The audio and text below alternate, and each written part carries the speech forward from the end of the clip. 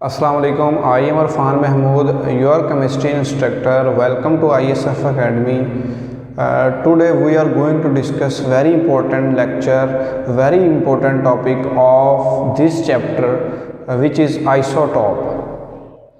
Isotope इस chapter का बहुत इंपॉर्टेंट लॉन्ग क्वेश्चन है जो कि अक्सर पेपर में आता है।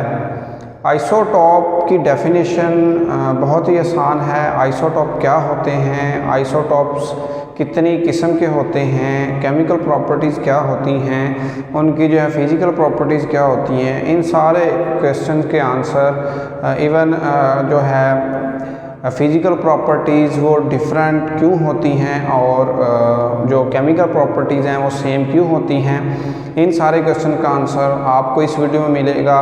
वीडियो को पूरा देखें ताकि आपको आइसोटॉप के बारे में जितनी भी जो है वो प्रॉब्लम्स हैं वो इस लेक्चर में सॉल्व होने वाली हैं। तो आइसोटॉप को समझने से पहले आपको पता होना चाहिए एटॉमिक नंबर क्या होता है और एटॉमिक मास क्या होता है या मास नंबर क्या होता है। तो एटॉमिक नंबर जो होता है पहले चैप्टर में आपने पढ़ा, एटॉमिक नंबर होता है कि एटम के न्यूक्लियस के अंदर सिर्फ प्रोटॉन की तादाद को हम एटॉमिक नंबर कहते हैं, ठीक है। और मास नंबर हम किसको कहते हैं? मास नंबर हम कहते हैं प्रोटॉन और न्यूट्रॉन की तादाद को, न्यूक्लियस के अंदर प्रोटॉन और न्यूट्रॉन की तादाद को हम कहते हैं मास नंबर। अब एक सिंबल है कोई भी, फॉर एग्जांपल ये कार्बन ही है, इसका एटॉमिक नंबर हम इसके लेफ़्ट साइड पे नीचे लिखते हैं और इसका जो मास नंबर है या एटॉमिक मास है ये हम ऊपर लिखते हैं, ठीक है। नीचे एटॉमिक नंबर है, ये इसको हम Z से डिनोट करते हैं, एटॉमिक नंबर को Z से डिनोट करते हैं और मास नंबर को A से डिनोट करते हैं।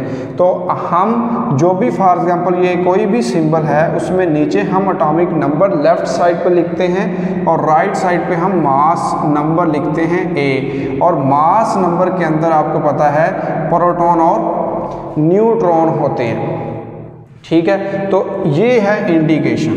अब जो आइसोटॉप की डेफिनेशन की तरफ आते हैं कि आइसोटॉप हम उन एलिमेंट्स को कहते हैं जिनका एटॉमिक नंबर सेम हो। क्या सेम हो? एटॉमिक नंबर सेम हो, एटॉमिक नंबर। और डिफरेंट क्या हो? डिफरेंट हो मास नंबर, ठीक है।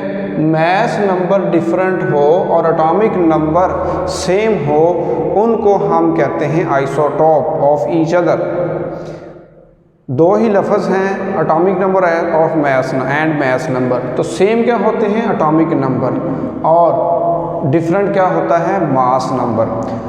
वेरी इंपॉर्टेंट शॉर्ट क्वेश्चन यहाँ जनरेट होता है कि जो आइसोटॉप्स हैं उनकी केमिकल प्रॉपर्टीज़ सेम होती हैं बट फिज़िकल प्रॉपर्टीज़ डिफरेंट होती हैं। व्हाई? इस क्वेश्चन को समझने के लिए आपको पता होना चाहिए जो केमिकल प्रॉपर्टीज़ होती हैं, केमिकल प्रॉपर्टीज़ जहन में रखिएगा, केमिकल प्रॉपर्टीज़ जो होती हैं ये डिपेंड करती हैं एटॉमिक नंबर पर, ठीक है। किस पर डिपेंड करती हैं? एटॉमिक नंबर पर। और जो फिज़िकल प्रॉपर्टीज़ होती है, फिज़िकल प्रॉपर्टीज़ कौन सी? फॉर एग्जांपल इसका बॉइलिंग पॉइंट, इसका मेल्टिंग पॉइंट, इसकी स्मेल वगैरह, ठीक है, वो डिपेंड करती हैं मास नंबर पर, ठीक हो गया। केमिकल प्रॉपर्टीज़ एटॉमिक नंबर पर डिपेंड करती हैं और फिज़िकल प्रॉपर्टीज़ डिपेंड करती हैं मास नंबर पर। यही मैं आपको एक एग्जांपल दे रहा हूँ जो हम इसमें भी डिस्कस करेंगे। हाइड्रोजन के 3 आइसोटॉप होते हैं जिनका एटॉमिक नंबर सेम है, मास नंबर डिफरेंट है। अब देखें, हमने यहाँ पे पढ़ा है कि केमिकल प्रॉपर्टीज़ जो हैं वो डिपेंड कर रही हैं किस पर? एटॉमिक नंबर पर। तो एटॉमिक नंबर इन तीनों का सेम है। जब एटॉमिक नंबर सेम है तीनों का, इसका मतलब है जो केमिकल प्रॉपर्टीज़ हैं वो तीनों की सेम होगी। जो फिजिकल प्रॉपर्टीज़ हैं वो डिपेंड करती हैं मास नंबर पर।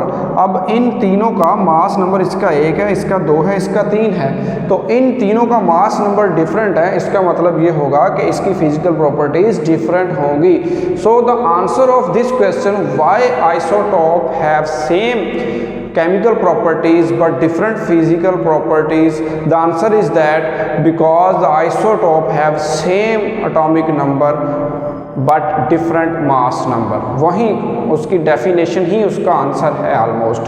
ठीक है, नेक्स्ट हम देखते हैं कि आइसोटोप की एग्जांपल्स के बारे में देखते हैं कि कितने किसके आइसोटोप्स हैं। जो बुक में दिए हुए हैं वो हाइड्रोजन के आइसोटोप दिए हुए हैं, क्लोरीन के दिए हुए हैं और कार्बन के दिए हुए हैं और जो है वो यूरेनियम के दिए हुए हैं। सबसे पहले हैं आइसोटोप ऑफ हाइड्रोजन। हाइड्रोजन के पहले आइसोटोप को हम कहते हैं प्रोटियम। ठीक है, जिसका एटॉमिक नंबर 1 और मास नंबर भी 1 है। ठीक है, इसके अंदर दूसरा इसका है ड्यूट्रियम, जिसको हम ड्यूट्रियम कहते हैं, और इसमें 1 प्रोटॉन और 1 न्यूट्रॉन है। ये वाला यहाँ पे जो भी मास नंबर होगा ना, उसमें उसको हम एटॉमिक नंबर में से माइनस कर देंगे, यानी 2 में से 1 माइनस किया, 1 आंसर आया, तो 1 इसमें न्यूट्रॉन होगा। ठीक है, इसी तरीके से इसमें 3 में से 1 माइनस किया, इसमें आंसर आया 2 न्यूट्रॉन होंगे और 1 प्रोटॉन। ये नीचे प्रोटॉन है, एटॉमिक नंबर है। एटॉमिक नंबर क्या होता है, जो है वो प्रोटॉन की तादाद न्यूक्लियस के अंदर।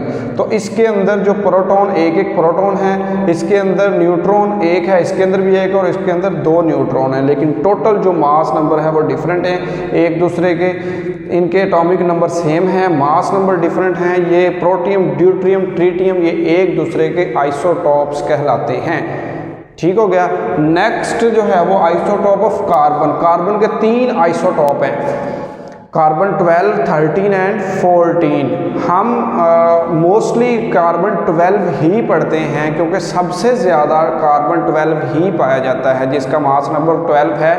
वहीं ज़्यादा 98.9% कार्बन 12 वाला जो है वो आइसोटोप है, वो जो है वो उसकी अबंडेंस है। इस वजह से हम उसी को स्टडी करते हैं। ये वाला और ये वाला 13 और 14 वाला सबसे कम है, मतलब इससे कम है 1.1%, बहुत माइनर है, तो इसलिए इनको स्टडी नहीं करते, बट दे एग्जिस्ट। यहाँ शॉर्ट क्वेश्चन नहीं, सॉरी MCQs आता है कि कार्बन में से, कार्बन के आइसोटोप में से रेडियो एक्टिव आइसोटोप कौन सा है, तो कार्बन 14 वाला जो है ये रेडियो एक्टिव आइसोटोप है कार्बन का। ठीक है, रेडियो एक्टिव आपको पता होना चाहिए क्या होते हैं, जो पड़े हैं और खुद ब खुद वो रेडिएशंस खारिज कर रहे हैं और आहिस्ता आहिस्ता ख़त्म हो रहे हैं।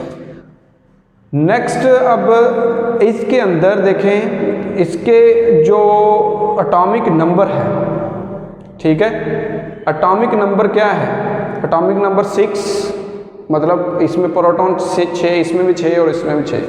एटॉमिक नंबर का मतलब है नंबर ऑफ प्रोटॉन।